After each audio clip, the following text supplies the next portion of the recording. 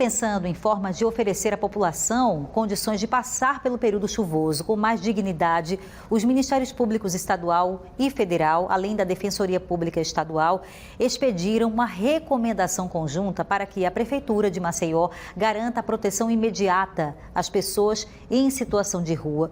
E é sobre esse assunto que eu converso ao vivo com o Douglas França, que está aqui comigo. Douglas, eu queria saber o que na prática esses órgãos estão cobrando. Oi, Bia, boa noite mais uma vez. É isso que você falou, Bia. A gente sabe os transtornos, né, que todos nós passamos, né, quando chove durante esse período chuvoso, mas obviamente que a situação piora quando se trata de pessoas em vulnerabilidade, né, pessoas em situação de rua. Como você falou, uma recomendação conjunta foi expedida e essa pergunta que você me fez, Bia, eu já vou repassá-la aqui para a promotora Alexandra Borling, que vai passar os detalhes para a gente dessa recomendação e ressaltar, né, o quanto essa medida é importante. Boa noite para a senhora, doutora. Bem-vinda ao nosso telejornal. Queria que a senhora falasse sobre essa recomendação. O que é que ela contém? Boa noite. Ela prevê medidas excepcionais e de emergência para pessoas em situação de rua. Não são medidas adequadas, vamos dizer assim, no sentido de garantir totalmente o direito. Porque o ideal era que essas pessoas tivessem habitação, inclusão produtiva.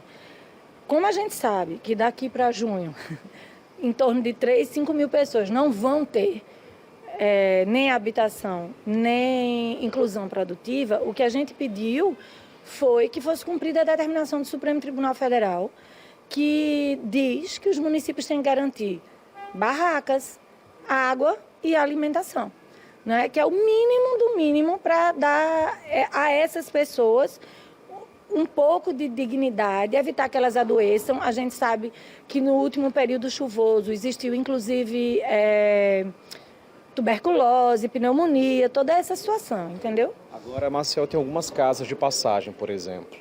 Essas casas de passagem, elas têm vagas suficientes para atender essa demanda? Não, nem as próprias públicas. Hoje Maceió conta com um acolhimento para pessoas idosas, com entre 20 e 30 vagas. Aliás, hoje não tem vaga nenhuma, está lotada. Então, por exemplo, é uma coisa recorrente a gente ter pessoas idosas em situação de rua, querendo sair da rua e não ter para onde ir, precisando de cuidados. Maceió só tem um serviço para pessoa com deficiência em situação de rua, é mais grave ainda, apenas com 10 vagas, que não é nada, imagine 10 vagas. Então, imagine uma pessoa em situação de rua, tem alta hospitalar, é um dos maiores problemas que a gente tem.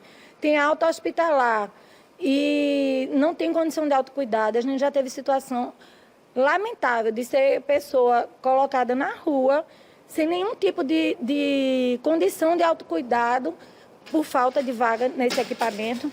Aí acresça a isso a chuva, né? Então, assim, além disso, nós temos uma casa de passagem, que de fato é esse que tem essa maior rotatividade, né? E rotatividade. E a gente tem os entes privados, que também têm convênio com o município.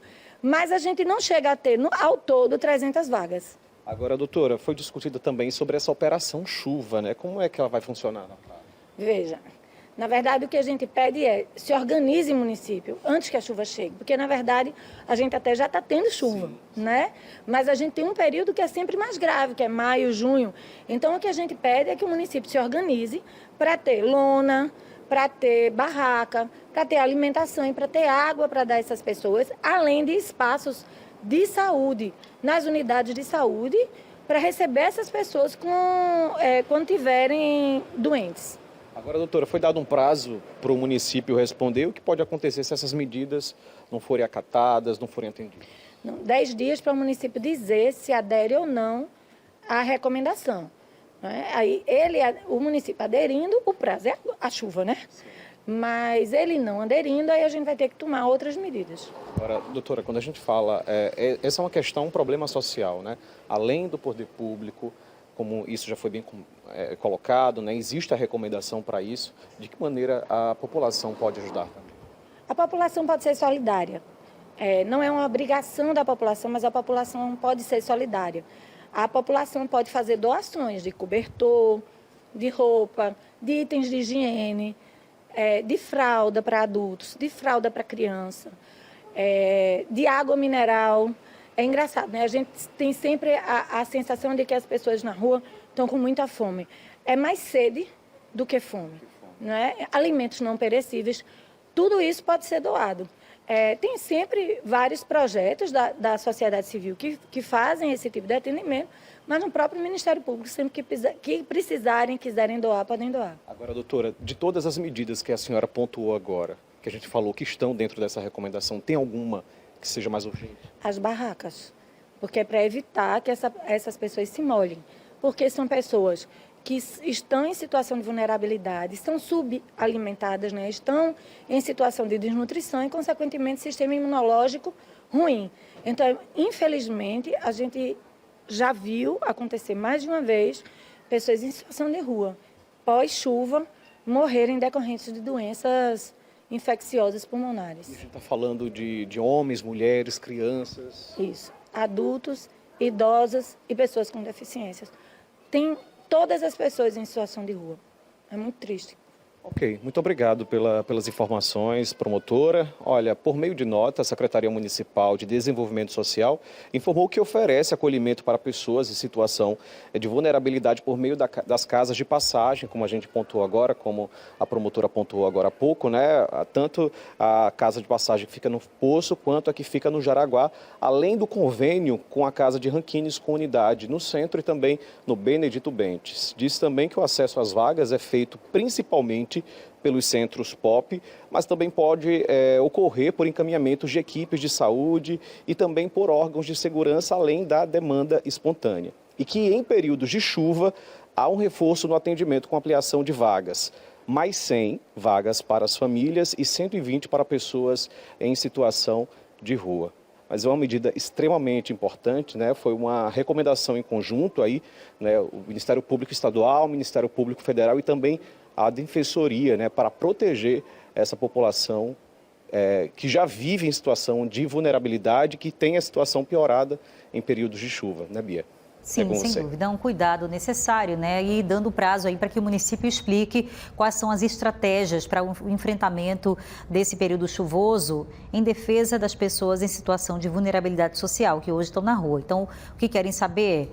O que o município vai propor? Tem um plano de ação pronto? Que plano é esse? Deixe-nos conhecer. Então, eles têm 10 dias, né, a Prefeitura e as suas secretarias, para informar aos órgãos de fiscalização que plano é esse para atender a essas pessoas. Obrigada, viu? Vamos ficar de olho também no que vai ser feito para a gente não perceber cenas lamentáveis quando a chuva forte cair. Lembrando que a quadra chuvosa ainda vai começar e já tem chuva forte prevista, por exemplo, para essa semana. Vamos ficar de olho. Obrigada, viu, gente?